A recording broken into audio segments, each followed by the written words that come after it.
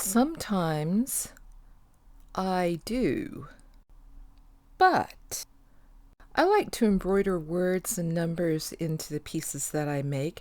And some time ago, I started making a sampler looking at the different stitches that I like to use to make those words and numbers. But today I'd like to look at an applique technique that uses a piece of cloth to create the letters and numbers. This makes a much chunkier shape than just using thread alone, and I'd like to share a little trick that was taught to me by some young children. You start out by writing out whatever letter or number you want, and then you draw another line all the way around the outside edge of that letter, which thickens it up and makes it into what they call a bubble letter. And you can do that with fairly simple shapes or more complicated shapes where you might have to draw around the inside and outside edges off the shape. And you can do it with whole words as well. And I've chosen the word ketchup rather intentionally, but I think that will be another video all by itself where I explain why I've chosen this word spelt the Canadian way. So I'm going to use this little bit of pink cloth that has a rather conveniently located white spot on it. If you've been watching my channel for a while, you will probably know that I don't like to draw things out. I just leap in and go for it. So I am just cutting out the number 6 without worrying too much about what it's going to look like. I am making a point of making this number rather chunky because if I make it too thin, it'll be hard to sew down the edges without it fraying. And I'm not leaving a seam allowance because I'm not going to be turning over the edges. The shape that I cut out is the final shape that you're going to see on the piece, and I'll just sew around the raw edges. But before I do that, let me tell you about this phrase here. So it starts out, sometimes I do, but, and the second part is always, not never. It's part of this larger piece that was entirely sewn by hand, and I made it many, many years ago, well before I ever heard the term slow stitching. I guess I've been doing what's now called slow stitching for a very, very long time.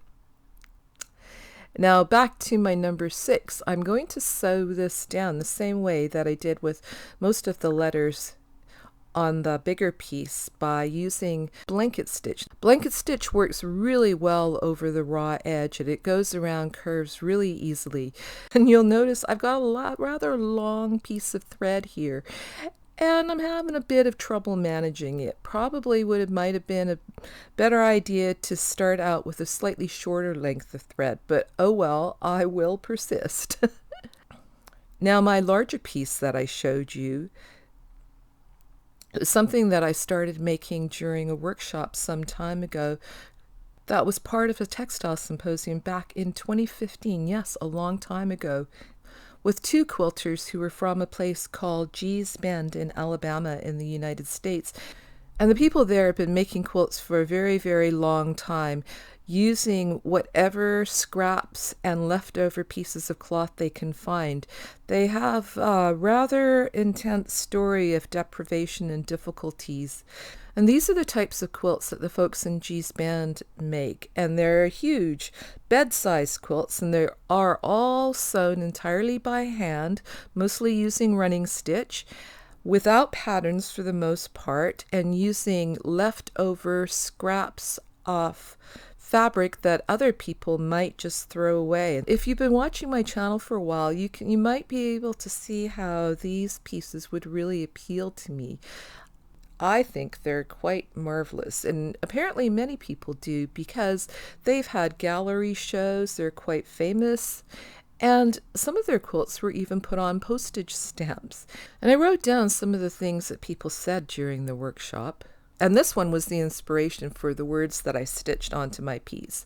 Sometimes I do, but all the time I don't. Sometimes, but not never. Everyone's project is successful without any direction. And this one, when you follow a pattern, that's not you. And it's not about what I expect, it's about what you expect.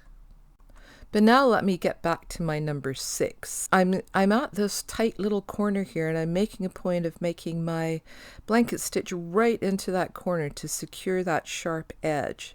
And now I've got a really tight curve here, and I'll make a point of taking some really small stitches around this curve. Sometimes it's nice to vary the stitch randomly, but sometimes it's actually functional to make your stitches bigger or smaller. And then I'll continue all the way around to the edge of my shape. And that's all there is to it. And when I was looking for the pictures from the G's Band workshop, I came across some other pieces that I've made in the past using appliqued words and letters, like these prayer flags. And this rather long piece, this was actually the first scroll I made back in 2016. It is quite enormous, and I made one piece of textile art each week for an entire year. There's all kinds of things: knitting, stitching, crochet, and as you can see, it is huge. It goes on and on and on. Anyway, I hope you liked this video. Thanks a lot for watching, and I'll see you again soon. Bye for now.